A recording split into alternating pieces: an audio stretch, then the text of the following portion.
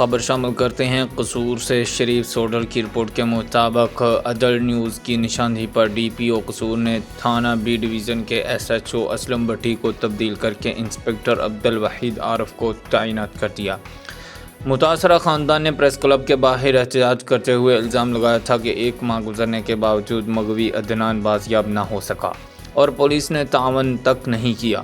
D P او کے اقدام پر خاندان نے اظہار اطمینان کرتے ہوئے ملزمان کی گرفتاری اور عدنان کی جلد بازیابی کا مطالبہ کیا۔ ہاں جی، عدل نیوز ਦੇ ਅਸੀਂ ਬਹੁਤ ਮਸ਼ਕੂਰ ਹਾਂ ਜਿਨ੍ਹਾਂ ਨੇ ਸਾਡੀ ਆਵਾਜ਼ ਉਠਾਈ। ਡੀਪੀਓ ਸਾਹਿਬ ਨੇ ਸਾਡੀ ਆਵਾਜ਼ ਸੁਣੀ।